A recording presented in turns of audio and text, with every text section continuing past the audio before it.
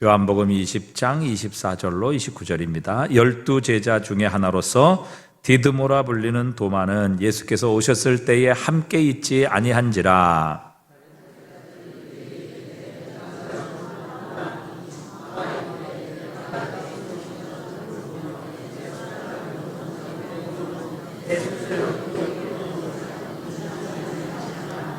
여드레를 지나서 제자들이 다시 집안에 있을 때에 도마도 함께 있고 문들이 닫혔는데 예수께서 오사 가운데 서서 이르시되 너희에게 평강이 있을지어다 하시고,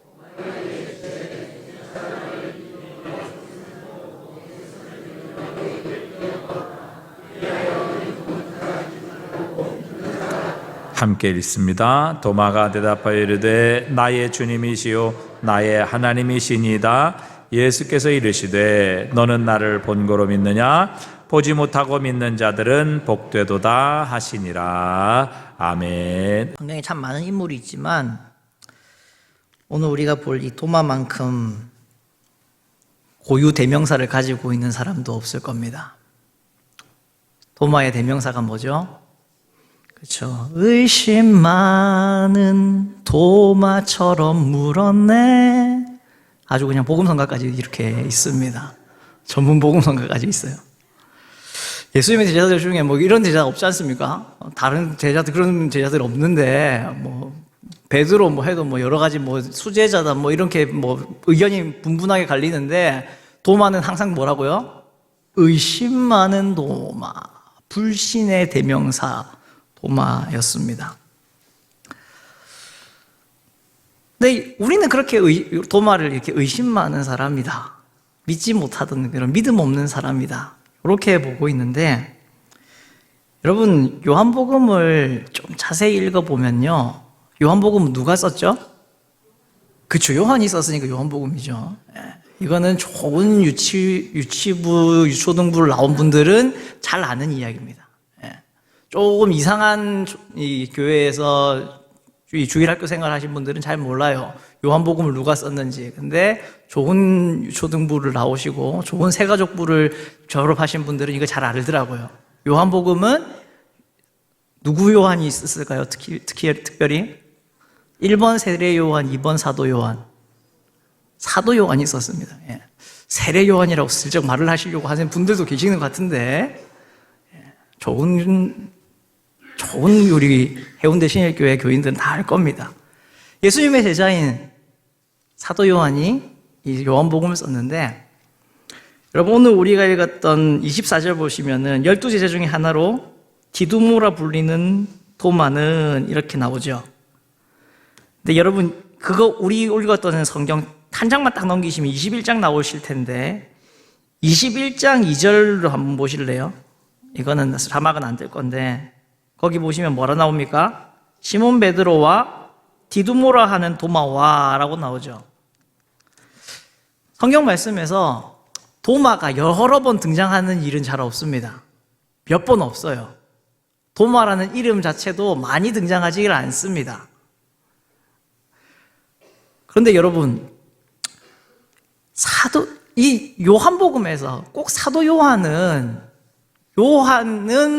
도마를 꼭 이야기할 때 디두모라 하는 요한, 꼭 이렇게 표현을 합니다.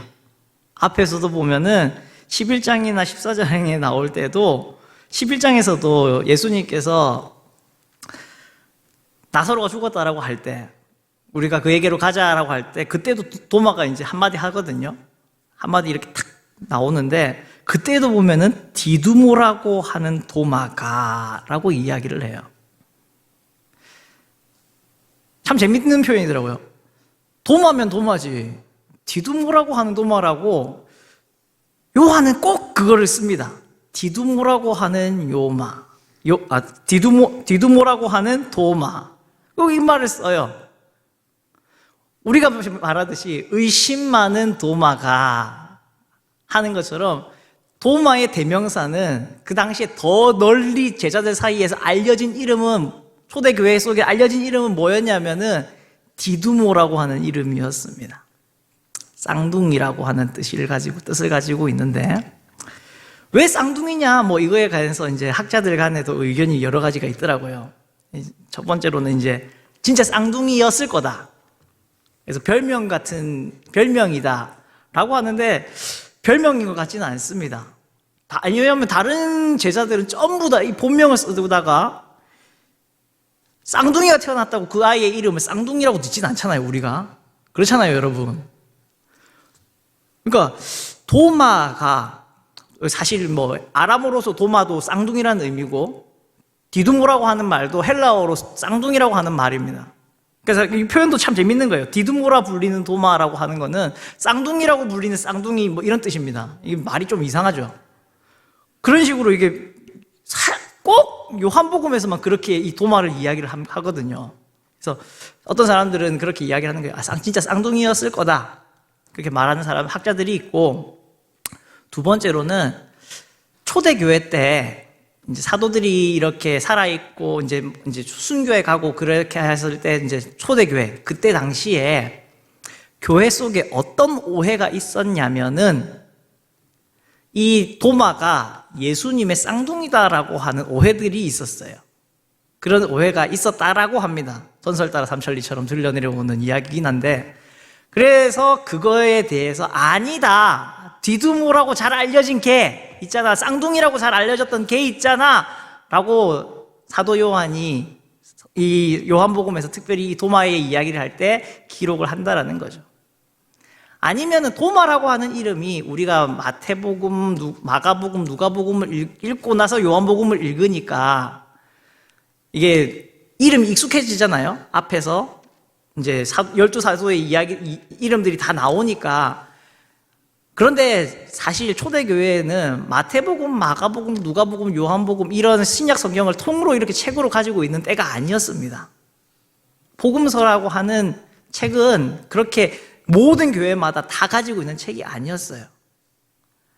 특별히 이제 사도 요한이 에베소서에서 이렇게 요한복음을 아마 기록했을 거다라고 추측하는 경우들이 많은데, 사역하는 에베소 교회에서 썼을 거다, 아니면 반모섬에 뭐 유배되기 직전에 썼다, 뭐 이런 이야기들도 있는데, 아무튼 그 당시에 도마라고 하는 이름보다 이 디두모라고 하는 별명이 훨씬 더 사람들이 잘 알았다는 거죠.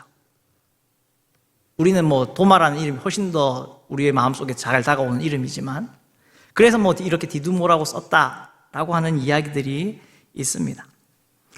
성경에서 이 디두모라 불렸던 도마를 보면은 우리가 말했던 바와 같이 의심 많은 도마, 믿음 없는 도마, 꼭 중요한 때에 빠지는 도마, 이렇게 우리가 사람을 평가를 하는데, 여러분 도마가 했던 말들을 우리가 한 두 가지, 오늘 우리가 읽었던 이 이야기 앞에 요한복음에서 두 가지의 이제 도마가 했던 말이 나오는데, 요한복음 11장 16절에서 디두모라고 하는 도마가 다른 제자들에게 말하되 우리도 주와 함께 죽으러 가자라는 말을 처음에 도마가 했었고요. 요한복음 14장에서 예수님께서 이제 천국으로 돌아가셨다가 이제 아버지의 집으로 가셨다가 거처를 예비하고 와서 너희를 데리고 갈 거다라고 할 때, 요한복음 14장 5절에서 도마가 뭐라 그러냐면 주여 주께서 어디로 가시는지 우리가 알지 못하거늘 그 길을 어찌 알겠사옵나이까 라고 하는 말, 그리고 오늘 우리가 읽었던 이 요한복음 20장에 나오는 이 이야기, 그게 거의 도마가 등장하고 대화가 있는 대부분의 내용입니다. 여러분, 근데 이런 모습들을 볼 때요, 도마는 우리가 생각하는 것처럼 의심 많아 보이고 믿음 없어 보이고 그러한 사람으로 보이기도 하지만, 참 이 사람은 순수하고 솔직한 사람이었습니다. 아주 그냥 단순하게 예수님을 따라가고 믿는 사람이었어요. 예수님이 죽으러 가자 하니까 그래 우리도 죽으러 가자라고 이야기를 하고요, 모르니까 예수님이 어디로 가시는지 난 모르겠습니다라고 이야기하는 거예요. 거의 베드로와 쌍벽을 이루게 단순 무식함에 그걸 달리지 않았을까, 예수님에게 큰 근심 걱정거리가 아니었을까 생각되는 제자가 어쩌면 도마였을 겁니다. 용기가 있는 모습일 수도 있고 또 솔직한 모습이라고 할 수도 있겠죠. 그렇지만 우리는 이 도마의 이야기, 도마의 입을 통해서 나오는 그 말들을 통해서 뭘 하나를 보게 되냐면은 이 사람은 굉장히 비관적이었던 사람이라는 겁니다. 긍정적인 말이 잘 없어요.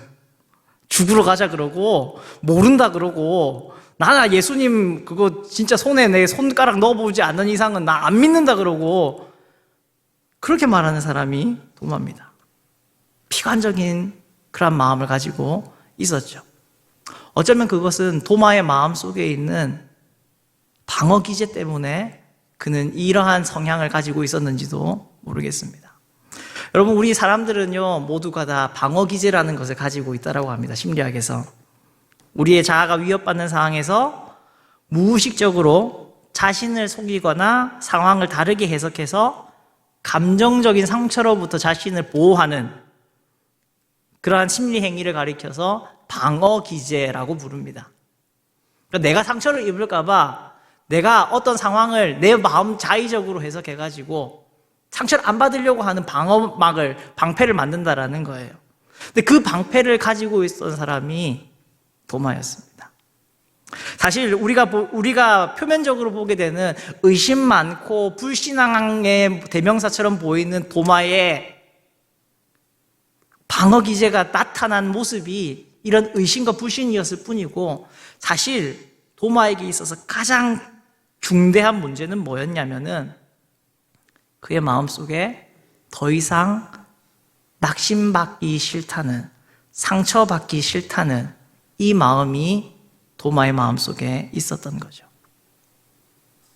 그 상처받기 싫은 마음이, 더 이상 낙심되기 싫은 마음이 의심의 모습으로, 불신앙의 모습으로 드러났을 뿐인 겁니다.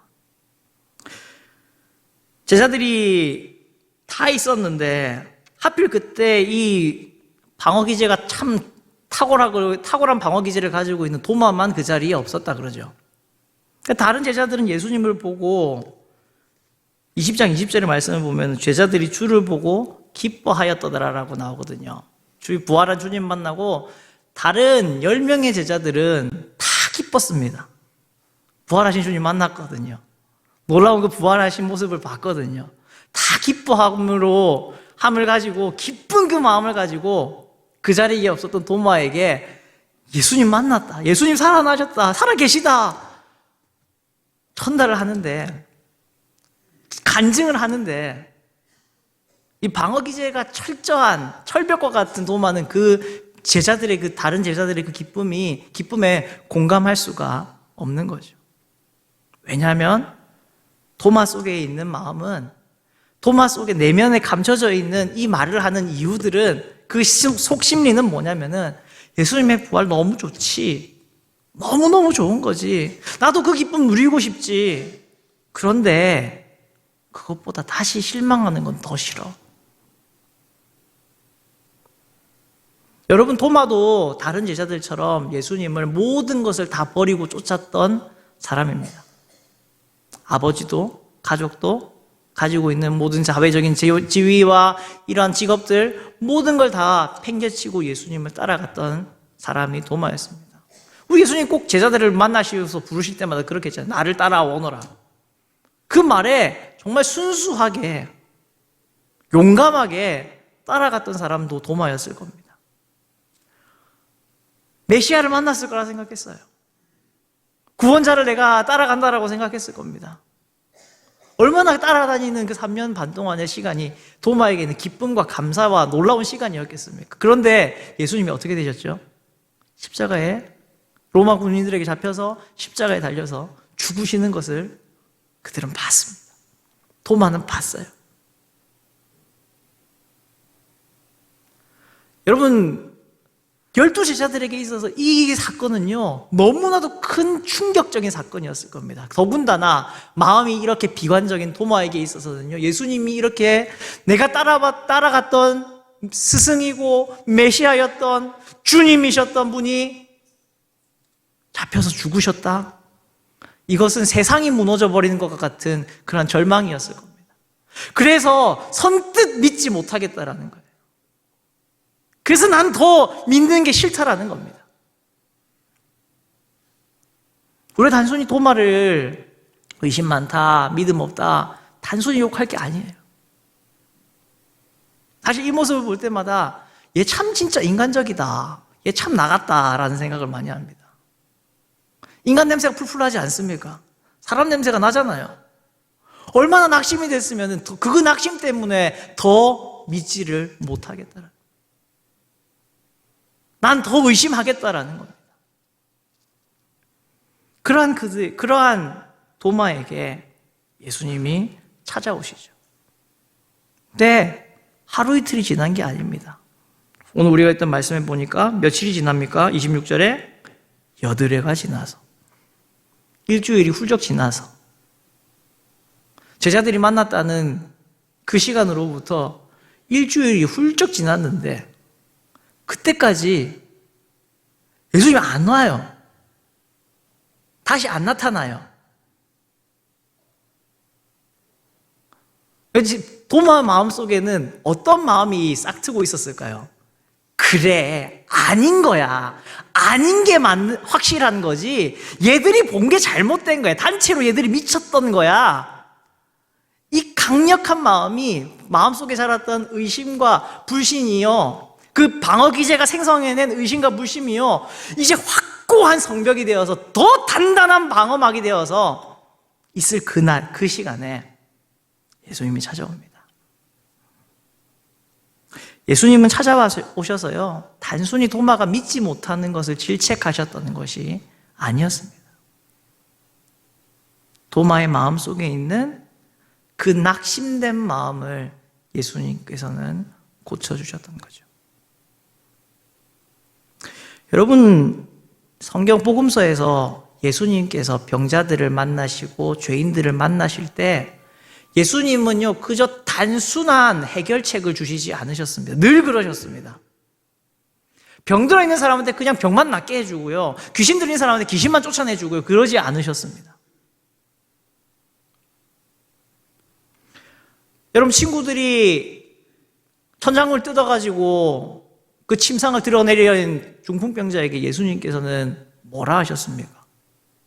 상 들고 가라 하면 될 것을 굳이 뭐라고 말씀하셨죠? 내 죄 사함을 받았다. 그게 그 사람에게 가장 필요한 말이었던 거죠.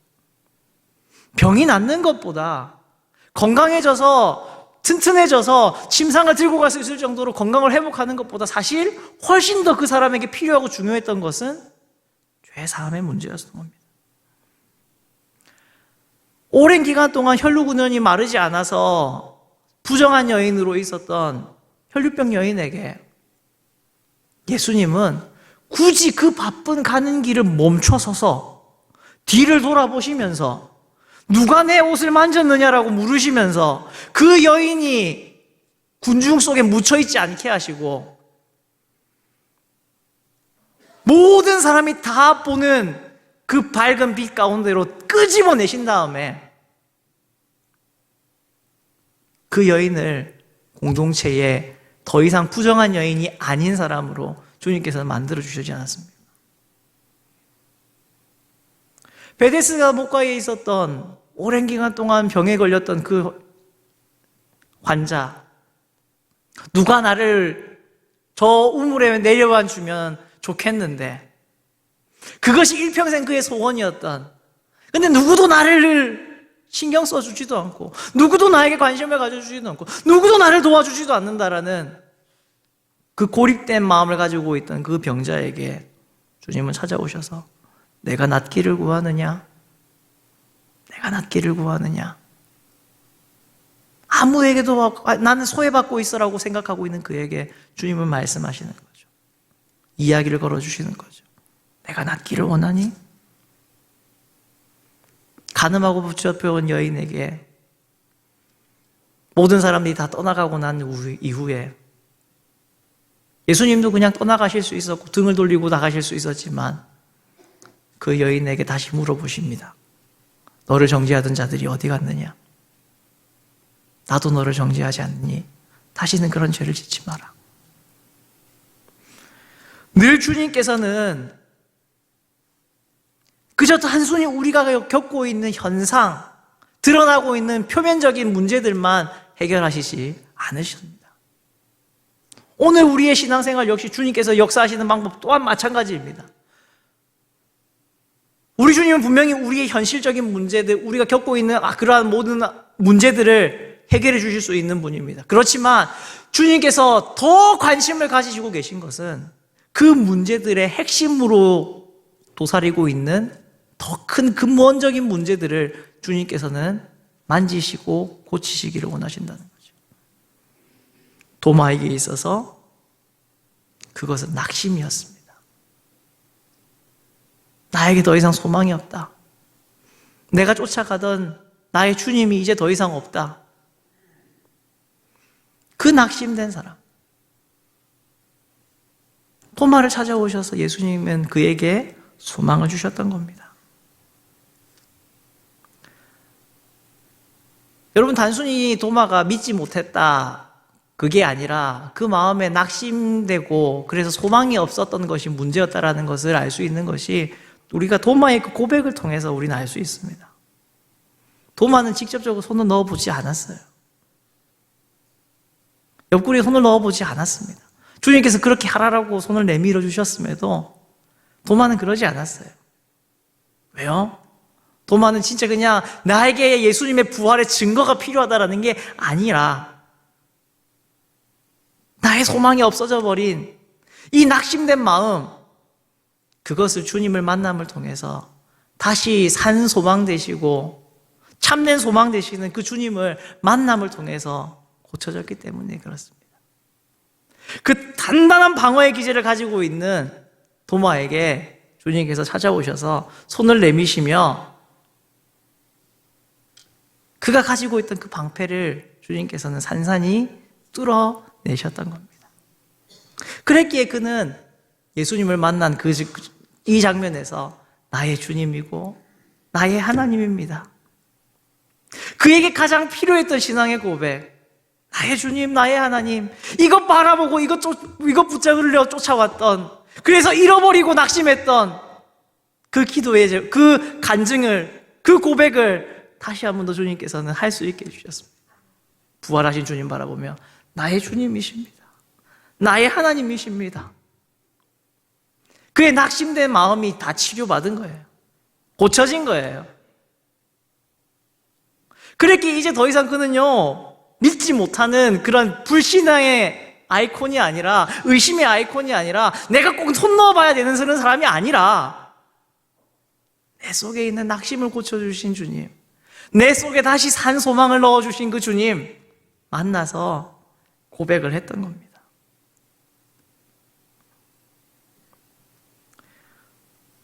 주님이 내 참 소망, 유일한 소망, 진짜 소망입니다 라는 고백을 다시 한 번 더 도마에게 주셨던 거죠. 사랑하는 성도 여러분, 정말 우리가 의심이라는 단계를 지나가고 있다면, 불신이라는 단계를 지나가고 있다면, 사실 우리는 수많은 증거를, 주님이 살아계신 증거, 주님이 나의 삶 가운데 역사하시는 증거, 그런 것들을 구하며 하나님 앞에 엎드릴 때가 있습니다. 그래서 이렇게 하나님께서 이런 응답으로 나타나셨으면 좋겠다.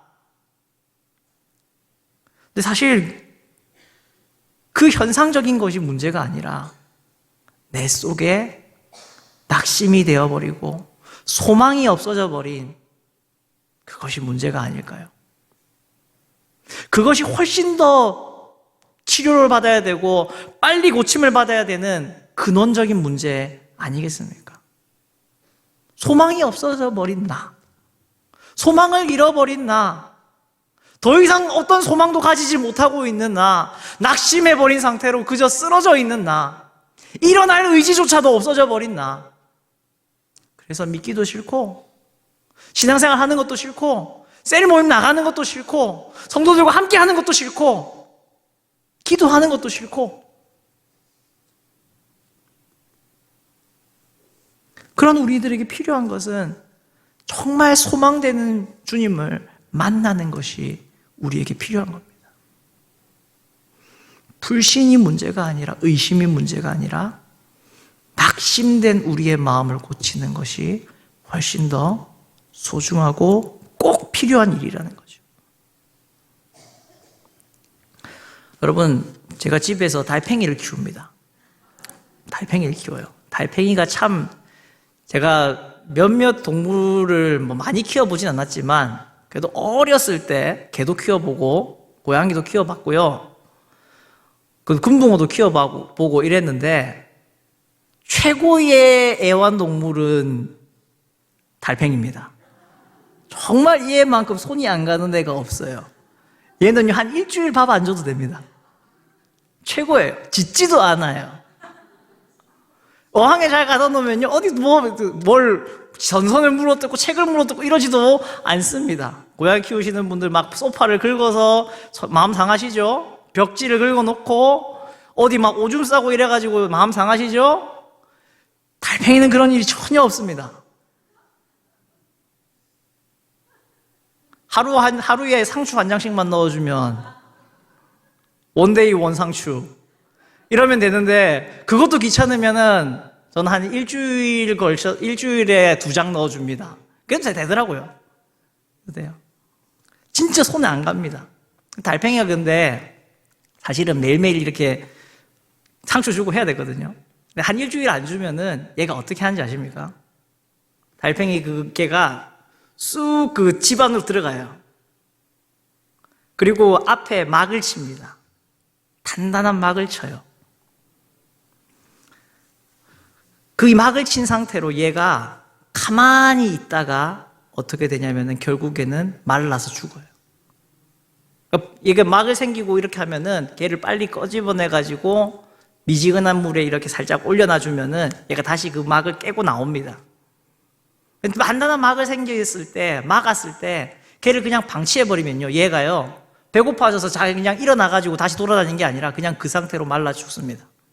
아마 이제 여름철이 되고 이제 비가 오면은 우리 교회 앞에 이제 주차장에도 달팽이들이 많이 비가 온 다음 날에 보면은 많이 나옵니다. 기어다니고 나와요. 버글버글하게 나올 때가 있어요. 근데 걔들도 비 온 다음 날에는 막 돌아다니다가 하루 비가 온 뒷날 그 다음 날쯤 돼서 비가 싹 다 말라버리면은 얘들이 어떻게 하냐면 나무 같은데 이파리 같은데 딱 붙어서 가만히 있어요. 그리고 그 상태로 며칠 상간 안에 비가 안 오면 얘들은 다 그냥 말라 죽습니다. 제가 왜 이 말씀을 드리냐면 꼭 달팽이의 모습이 우리의 모습과 같다는 거죠. 철저한 방어의 기제를 가지고 상처받기 싫어서 막을 만들어내고 방패를 만들어내고 보호합니다. 꼭 움츠리고 들어갑니다. 낙심된 상태에서 더 이상 아무것도 하기 싫어. 그런데 그것이 나를 살리는 길이 아니라 사실 나를 죽이는 길인 거죠. 주님께서는 이것을 잘 알고 계시기 때문에요. 제가 달팽이가 그렇게 막을 만들고 가만히 있기 시작하면은 굳이 걔를 꺼내서 다시 한번 더 깨끗하게 씻기고 미지근한 물에다가 이렇게 두어서 그 막을 깨트리고 나오게 하는 것처럼 주님께서도 우리에게 늘 그렇게 역사하십니다. 내가 가지고 있는 단단한 그 방어의 기제의 막을 주님께서는 걷어내시고 깨고 나오시도록 주님께서는 그 막을 뚫어내시도록 우리를 늘 온유한 주님의 음성으로 부르시고 찾아오셔서 다독이시고 위로하시고 우리에게 손을 먼저 내밀어 주십니다. 불신이 올 때, 의심이 올 때 사실 그보다 더 핵심인 낙심된 내 마음을 솔직히 우리는 바라볼 수 있어야 되고 낙심해 있는 내 모습을 주님 앞에 내놓을 수 있어야 합니다. 주님이 그것을 만지시려고 손을 내미실 때 그 손을 잡을 수 있어야 합니다. 그래야 우리가 낫는 거예요. 여러분 전도할 때 의심 많은 사람들 여러분 많이 보지 않습니까? 예수님이 하나님이 계신 증거를 보여봐라.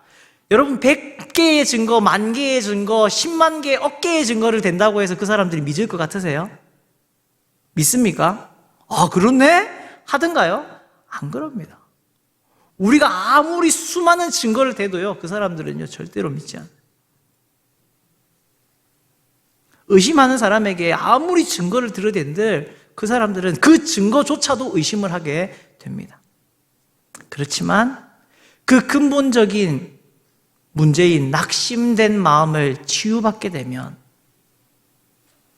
그 마음을 주님께서 만지시고 치유를 받게 되면 어느 순간인가 그 모든 의심의 장벽들은, 불신의 장벽들은 사라져버리게 됨을, 사라져버리고 그들이 예수님을 도마처럼 나의 주님입니다, 나의 하나님입니다 고백하게 되는 것을 우리는 전도 현장에서 수많은 사례들로 보게 됩니다. 증거가 필요해서, 어떠한 눈에 보이는 증거가 필요해서 우리가 못 믿는 것이 아니라, 정말은 우리의 마음이 낙심되어서 내 속에 소망이 없어서 우리는 위로받지 못하는 겁니다. 그래서 주님은 우리에게 늘 이렇게 소망을 주시려고 합니다. 로마서 5장 3절에서부터 말씀에서 보면 이렇게 나오죠. 다만 이뿐 아니라 우리가 환난 중에도 즐거워하나니 환난은 인내를, 인내는 연단은 뭘 이루어요? 소망을 이루는 줄 알미로요. 소망이 우리를 부끄럽게 하지 아니함은 우리에게 주신 성령으로 말미암아 하나님의 사랑이 우리 마음에 부은 바 됨이니. 주님께서 우리에게 소망을 주셔서, 소망을 주심으로 우리 속에 하나님의 사랑을 채워가시는 거예요. 부으시는 거예요. 왜냐하면 다른 걸로는 우리가 낫는 게 아니기 때문에 그렇습니다. 백날 속에 골병이 들었는데 겉에만 약 바른다고, 빨간 약 바른다고 낫겠어요? 우리 주님은 너무나 잘 아시기 때문에 겉에 빨간 약을 바르는 데 집중하시는 것이 아니라, 겉에 어떤 반창고를 붙일까에 집중하시는 것이 아니라 우리 속에 골마있는 그것을 고치시기를, 그래서 소망을 주시고 사랑을 부어서 그것을 고치시기를, 그런 일을 하시는 분이 우리 주님이십니다. 베드로전서 1장 3절에도 우리 주 예수 그리스도의 아버지 하나님을 찬송하리로다. 그의 많으신 긍휼대로 예수 그리스도를 죽은 자 가운데서 부활하게 하심으로 말미암아 우리를 거듭나게 하사 뭐가 있게 하셔요? 산 소망이. 도마는 그 전까지 죽은 소망을 가지고 낙심하고 있었지만 이 부활하신 주님을 만나 그는 다시 산 소망을 가지지 않았습니까? 우리에게도 주님께서는 산 소망을 오늘 주십니다. 그게 우리에게 정말 필요한 거기 때문에요. 낙심된 우리를 고칠 수 있는 유일한 길이기 때문에요. 사랑하는 성도 여러분, 말씀을 맺으려고 합니다. 여러분, 의심을 하고 계십니까? 신앙생활에 여러분 회의가 드시고 불신이 찾아오고 신앙의 슬럼프가 오시는 분들이 계신가요? 사실 그런데 의심과 불신은 겉으로 드러날 문제일 뿐입니다. 더 큰 문제는, 더 중한 질병은 뭐냐면 내 속에 낙심되어 있는 그 마음. 그 낙심되어 있는 그 마음은 오직 산 소망 되시는 예수님만 채워줄 수 있고 치료할 수 있습니다. 우리에게 산 소망 되시는 예수님이 있어야 합니다. 예수님을 만났을 때에 도마는 나의 주님이십니다, 나의 하나님이십니다, 내가 그토록 원하던 분이십니다. 그는 그렇게 고백했습니다. 우리 역시 그러한 고백으로 주님을 찾기를 원합니다. 나의 산 소망 되십니다, 주님만이 나의 소망이십니다. 그러한 고백으로 살아가시는 우리 성도님들 될 수 있기를 주님의 이름으로 부탁을 드립니다.